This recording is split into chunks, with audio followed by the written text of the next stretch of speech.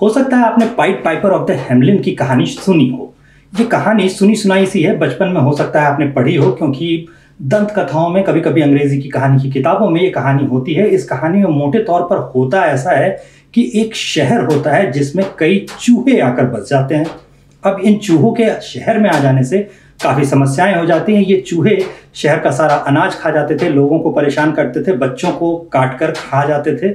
और इन सारी समस्याओं से मेयर जब बहुत परेशान हो जाता है तो आखिर वो एक बांसुरी बजाने वाले को बुलाता है। इस बांसुरी बजाने वाले को पाइड पाइपर ऑफ हैमलिन कहा जाता है। और ये पाइड पाइपर ऑफ हैमलिन जब आता है तो इसकी बांसुरी या इसका जो बाजा होता है उसकी धुन पर सारे चूहे इसका पीछा करते हुए जाते हैं और ये जाकर नदी में उतर जाता है। सारे चूहे भी इसके पीछे पीछे नदी में उतरते हैं और डूबकर मर जाते हैं।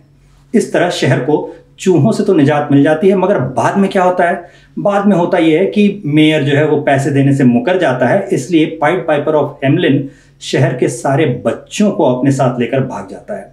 तो कहानी कुछ इसी तरह थी, यहीं पे कहानी खत्म होती है। मगर इस कहानी की हमें याद क्यों आई? इस कहानी की हमें याद इसलिए आई क्योंकि आजकल जब मणिपुर की बात के साथ ही भारत का उत्तर पूर्वी हिस्सा चर्चाओं में आ गया तो हमने लोगों से जानना चाहा कि क्या आपने कभी मौतम या थिंक टैंक का नाम सुना है? अधिकतर लोगों ने कहा ना। तो फिर हमने इसे सोशल मीडिया पर डालकर एक सर्वे की तरह, एक क्वेश्चनर की तरह इससे लोगों के जवाब जानने की कोशिश की और लोगों से पूछा कि आपने कभी इनका नाम सुना है, कितने सालों में यह आता है, कभी ऐसा कोई जिक्र इनका सुना हो आपने शायद। मगर इस प्राकृतिक आपदा का किसी ने जिक्र तक नहीं सुना था। तो हमने सोचा चलो इस पर एक वीडियो बनाया जाए और बात की जाए कि आखिर ये मौतम और थिंकटम होते क्या हैं। इनके जिक्र की बात आते ही आती है बात बांस के फूलों की। क्या आपने बांस में कभी फूल खिलते देखे हैं? बांस में फूल खिलते हैं, कई वर्षों में एक बार खिलते हैं। और जब बांस में फूल खिलते होंगे तो क्या होता होगा? जो भारत का पूर्वोत्तर वाला हिस्सा है, जो पूर्वोत्तर का इलाका है, उसके बारे में आपको पता ही है कि यहाँ पर अधिकांश हिस्सा जंगलों का है और इन जंगलों में भी 30% के करीब 30% हिस्सा जो है वो बांस के जंगलों का है। और इन जंगलों में जब फूल खिलते हैं तो चूहों की आबादी अचानक बढ़नी शुरू हो जाती है। चूहों की आबादी बढ़ती है और बांस के फूल जैसे ही सूखते हैं और खत्म होते हैं तो इन चूहों की बढ़ी हुई आबादी के पास खाने को कुछ भी नहीं होता। अब ये आसपास के गांव का रुख करते हैं। जो भी फसल खड़ी होती है, धान हो, चाहे स्टोर करके रखा गया अनाज हो, जो भी लोगों ने जमा कर रखा होता है गांव में, उस सब को खाते हुए ये चूहे आगे बढ़ते हैं। और इस तरह से हर साल अकाल आता है। हर साल नहीं, मतलब जिस वक्त भी बांस में फूल आते हों उस वक्त अकाल आता है। ये जो अकाल होता है, इस अकाल को कहते हैं मौतम। और ऐसा ही मिलता जुलता सा एक और अकाल होता है जिसे कहते हैं थिंकटम।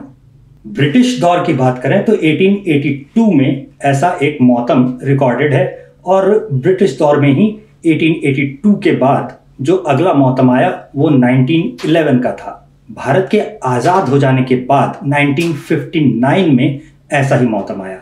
इस वक्त तक भारत आज़ाद तो हो चुका था, लेकिन पूर्वोत्तर के जो राज्य थे वो आज वाली संरचना में नहीं थे। मतलब 7 सिस्टर्स जिसे आप कहते हैं, वो 7 सिस्टर्स एग्जिस्ट नहीं करता था। यहाँ पर एक बड़ा सा असम नाम का राज्य हुआ करता था और इसका एक मिजो डिस्ट्रिक्ट हुआ करता था जिसे हम लोग आज मिजोरम के नाम से जानते हैं। बाद में ये अलग राज्य बन गया। मिजोरम में ये मौतम आने वाला था और इसकी पूर्व सूचना, चूंकि लोग जो होते हैं उनकी याददाश्त अच्छी होती है, लोक कथाओं में, लोक गीतों में इन चीज़ों का जिक्र होता है, इसलिए मौतम का जिक्र लोक कथाओं में, लोक गीतों में था। लेकिन जब इसकी बात स्थानीय लोगों ने की तो केंद्र सरकार ने तो नहीं सुनी। अब दिल्ली दूर है, जाहिर सी बात है, लेकिन असम की भी जो सरकार थी उसने भी मिजो लोगों की बात नहीं सुनी और उन्होंने कह दिया कि नहीं नहीं, ये तो अंधविश्वास है, ये कही सुनी बातें हैं, इस पे विश्वास करने की कोई ज़रूरत नहीं। और जब मौतम आया तो वही हुआ जो होना था। लाखों की संख्या में चूहे जंगलों से निकलकर आसपास के गांवों, खेतों की तरफ दौड़े। सारा कुछ नष्ट भ्रष्ट हो गया। और ये मौतम सिर्फ एक मिजोरम में नहीं आता, मिजोरम के आसपास के जो राज्य हैं जहां पर ऐसे ही बांस के जंगल हैं उन सभी जगहों पर आता है। तो आप समझ सकते हैं कि मिजोरम के अलावा नागालैंड, त्रिपुरा, अरुणाचल प्रदेश, इन सारी जगहों पर भी मौतम का असर होता होगा। अलग अलग जगहों पर इन्हें अलग अलग नामों से बुलाया जाता है। जो भी स्थानीय भाषा के नाम होते हैं वो नाम दिया जाता है, लेकिन ज़्यादातर मिजो लोगों की समस्या होने के कारण इसे मौतम नाम से ही जाना जाता है। तो मौतम जब आया उस वक्त कांग्रेस की सरकार थी केंद्र में, उसने ध्यान नहीं दिया, और कांग्रेस की ही सरकार असम में भी थी, उसने भी ध्यान नहीं दिया। नतीजा ये हुआ कि इस मौतम में 1959 के मौतम में 100 लोगों की मौतें सरकारी आंकड़ों में दर्ज हैं। और मौतम जिसके बारे में पहले कहा जा रहा था कि ये सिर्फ अंधविश्वास है, ये सिर्फ कही सुनी बातें हैं, किस्से कहानियों की बातें हैं, होता नहीं कुछ भी इसमें, उस मौतम के आने के बाद 40 पैसे प्रति चूहे के दर से चूहे मारने का इनाम घोषित किया गया। और इसमें करीब 20 लाख, जी हाँ 20 लाख चूहे मारे गए, और 20 लाख चूहों के मारने का 40 पैसे प्रति चूहे के हिसाब से भुगतान किया गया। पहले ही अगर इस समस्या से निपटने की सोची गई होती तो शायद ये दिक्कत नहीं होती। स्थानीय लोग जिन्हें खुद ही इस समस्या से निपटना था, उन्होंने इससे निपटने के लिए मिजो नेशनल फैमिन फ्रंट बनाया। मिजो नेशनल फैमिन फ्रंट नाम का यह संगठन अकाल से लोगों को बचाने की कोशिश कर रहा था। स्थानीय लोगों का समूह था, और ये समूह धीरे धीरे बदलकर एक राजनीतिक आंदोलन बन गया। बाद में इसे मिजो नेशनल फ्रंट नाम से जाना जाने लगा, और ये मिजो नेशनल फ्रंट जो था ये अलगाववादी संगठन हो गया। जो आप 1966 का किस्सा सुनते हैं इंदिरा गांधी का, इंदिरा गांधी ने 1966 के मार्च में हवाई हमले का आदेश दे दिया था और आइजॉल पर बम गिरवा दिए थे, वो इसी आंदोलन से निपटने के लिए था। 1959 का जो ये अकाल था, इस अकाल के तुरंत बाद असम के कांग्रेसी मुख्यमंत्री बिमल प्रसाद चहिला ने असमिया भाषा को राज्य की भाषा घोषित कर दिया और इसे पूरे राज्य पर लागू करने की बात की।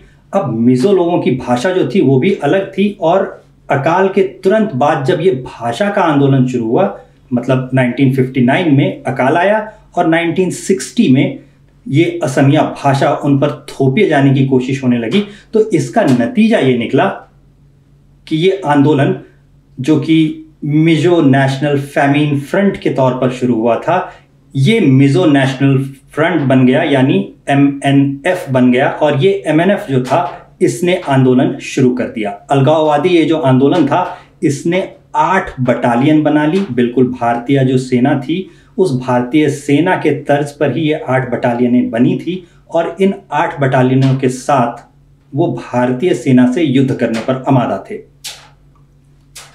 हवाई हमले के बाद स्थितियां कुछ सुधरी, कुछ संभली, लेकिन ये जो बिमल प्रसाद थे ये राज्य के बंटवारे के बहुत खिलाफ थे, और ये असमिया भाषा को सभी पर थोपे जाने के भी बहुत पक्षधर थे।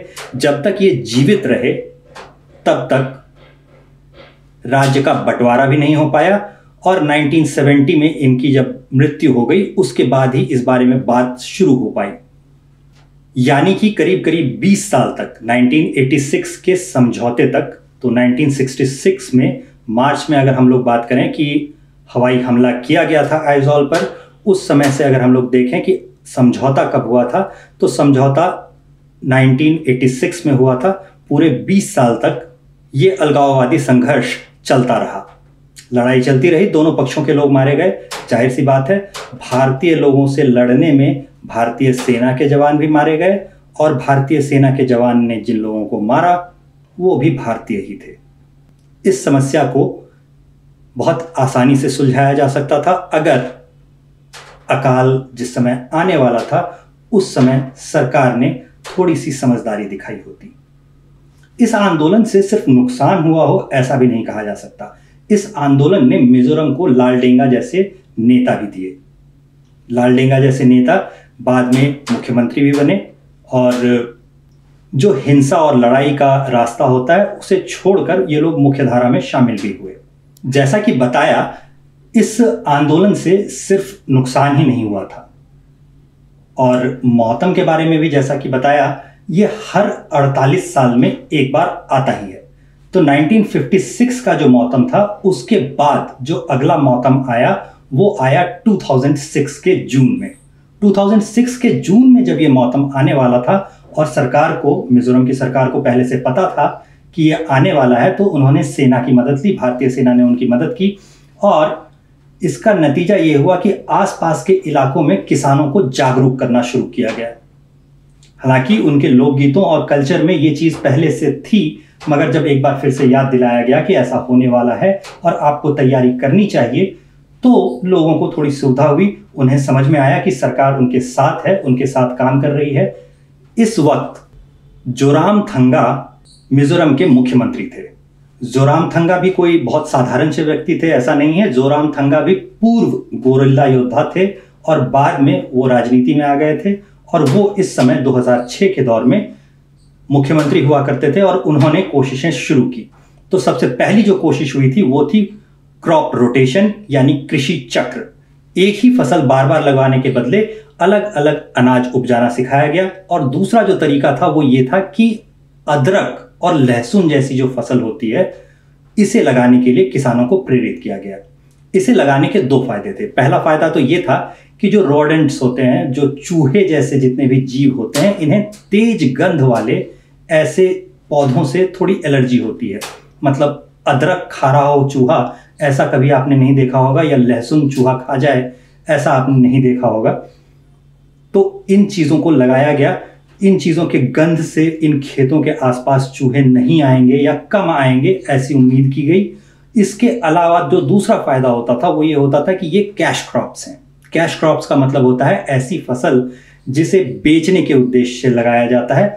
खुद आप उसे पूरा का पूरा खा नहीं जाते। जैसे धान या चावल जो लोग उपजाते हैं, तो धान उपजाने का एकमात्र मकसद ये होता है कि वो पूरा का पूरा धान खाने पीने में इस्तेमाल होगा। गेहूं उपजाते हैं तो वो खाने पीने में इस्तेमाल होता है। लेकिन जो अदरक और लहसुन जैसी चीजें होती हैं, ये उपजा कर पूरी की पूरी खुद नहीं खाई जा सकती। अधिकतर हिस्सा इसका बेचा जाता है, अच्छी कीमतें भी इसकी मिलती हैं। तो जाहिर सी बात है, जो ग्रामीण आबादी थी उसके पास कुछ पैसे भी आए इन्हें बेचकर। यानी कि अगर चूहे किसी तरह से आपका अनाज पूरी तरह खत्म भी कर देते हैं, तो भी आपके पास कुछ पैसे होंगे जिनसे आप फिर से अनाज खरीद सकें, भूखमरी की हालत में ना पहुंचे। इन सारी चीजों का नतीजा भी निकला और 2006 में जब मौतम आया तो उतना नुकसान नहीं हुआ जितना नुकसान होना चाहिए था। मौतम के साथ ही हमने बात की थी थिंगटम की। थिंगटम भी मौतम जैसा ही होता है, उसमें भी बांस में ही फूल खिलते हैं, लेकिन उसमें बांस की प्रजाति जो होती है वो अलग होती है। दो जो मुख्य प्रजातियां होती हैं, उसमें से एक प्रजाति जो ज्यादा संख्या में है, उस पर फूल जब आते हैं तो मौतम आता है, और जो दूसरी वाली प्रजाति होती है उस पर जब फूल आते हैं तो थिंगटम आता है। इन दोनों में कितने सालों का अंतर है ये भी फिक्स्ड है। करीब करीब अगर आप अंदाजे से जोड़ना चाहें कि करीब करीब कितने समय के बाद मौतम और थिंगटम आता है, तो मौतम के 18 वर्ष बाद थिंगटम आता है और थिंगटम के 30 वर्ष बाद मौतम आता है। यानी एक मौतम और दूसरे मौतम में 48 साल का अंतर होगा, 30 जोड़ 18। अगर आप ये सोच रहे हैं कि बांस के फूलों का चूहों की आबादी से क्या लेना देना है, तो भाई बांस के फूलों का चूहों की आबादी से लेना देना ये होता है कि चूहों में जो मेल होते हैं, जो नर चूहे होते हैं, उनकी आदत होती है कि वो चूहे के बच्चों को खा जाते हैं, अपने ही बच्चों को खा जाते हैं। यानी कि अगर चूहिया ने 5 बच्चे दिए हैं और उसमें से 3-4 को नर चूहे जो हैं वो खा गए, तो आबादी तो अपने आप ही नियंत्रित हो गई। जब बांस में फूल आते हैं तो चूहों के पास खाने के लिए ये बांस के फूल उपलब्ध होते हैं। यानी वो चूहे के बच्चों को खाना छोड़ देते हैं, बंद कर देते हैं। इसका नतीजा ये होता है कि चूहों की आबादी जो होती है वो बेतहाशा बढ़ जाती है। चूहिया एक बार में 5-6 बच्चे देती है। आप अंदाज़ा लगा सकते हैं कि थोड़े समय तक अगर चूहों को फूल खाने को मिलते रहे, बांस के फूल खाने को मिलते रहे, और उसके बाद उन्हें भूखा रहना पड़ गया, तो अचानक इतनी बड़ी चूहों की आबादी जो होगी वो क्या करेगी। आसपास के जितने गांव हैं उसमें लाखों की संख्या में, हजारों नहीं, लाखों की संख्या में अगर चूहे घुस आएं, तो आप किसी भी तरह से अपनी फसलों को, अपने सामान को बचा पाएं, ये संभव नहीं हो पाता। अब मौसम नियंत्रण में रहता है। लेकिन अफसोस की बात यह है कि अभी तक शोध शास्त्री इस मौसम को स्टडी करने नहीं जाते हैं, और मौसम के 18 वर्ष बाद ही, जैसा कि हमने कहा, थिंकटम आता है। तो थिंकटम आने का समय जो है वो बहुत नज़दीक आ चुका है। 2025-26 में थिंकटम आएगा। 2023 हमारा करीब करीब बीत चल रहा है, मतलब शुरुआत के 6 महीने तो बीत ही गए हैं, क्योंकि 7वां महीना बीत रहा है और 8वां महीना शुरू होने वाला है। तो हम कह सकते हैं कि 2023 बीत चुका है और 2025-26 में थिंकटम आएगा। थिंकटम में भी करीब करीब इसी तरह से चूहों की आबादी बहुत बढ़ जाती है और हमला होता है। हालांकि मौसम के मुकाबले थिंकटम में चूहे थोड़े कम होते हैं, उतनी बड़ी संख्या नहीं होती। मतलब अगर 50 लाख चूहे मौसम में निकलेंगे तो इसमें कुछ 30 लाख चूहे निकलेंगे। ऐसी बड़ी चूहों की आबादी को देखना और कृषि को ये कैसे नुकसान पहुंचाते हैं, ये सीखना शोध शास्त्रियों के लिए काफ़ी महत्वपूर्ण हो सकता है। पूरे भारत भर में कहीं भी ऐसा नहीं कि फसल को चूहों से नुकसान नहीं होता हो। बांस में फूल आने को नष्ट होने से जोड़ना भी जो है वो बहुत ही कॉमन सी परंपरा है। अगर आप बिहार के क्षेत्रों में भी देखेंगे तो वंश लोचन कहा जाता है, जिसमें अर्थ ये निकलता है कि ये परिवार को नष्ट कर देने वाला है या परिवार का आगे जो ग्रोथ होने वाला है उसको खत्म कर देने वाला है। तो उसके लिए ऐसा जुमला इस्तेमाल होता है, बांस के फूल का नाम दिया जाता है। बाकी सारे अवसरों पर बिहार से आगे के क्षेत्र में पूरे पूर्वोत्तर तक अगर आप देखेंगे तो बांस को बहुत ही शुभ माना जाता है। शादी ब्याह किसी भी आयोजन में बांस का होना बहुत ही आवश्यक होता है। बांस की टोकरी बनेगी, बांस से ही और बहुत सारे बर्तन बनते हैं, बांस गाड़कर और उससे ही मंडप वगैरह बनाए जाते हैं। चित्रों इत्यादि में भी आपको बांस नजर आ जाएंगे। तो परंपरागत रूप से जहां बांस बाकी चीज़ों के लिए अच्छा माना जाता है, वहां उस एक वक्त यानी बांस में फूल आने के वक्त को अशुभ माना जाता है, बुरा माना जाता है, और ये हर जगह होता है।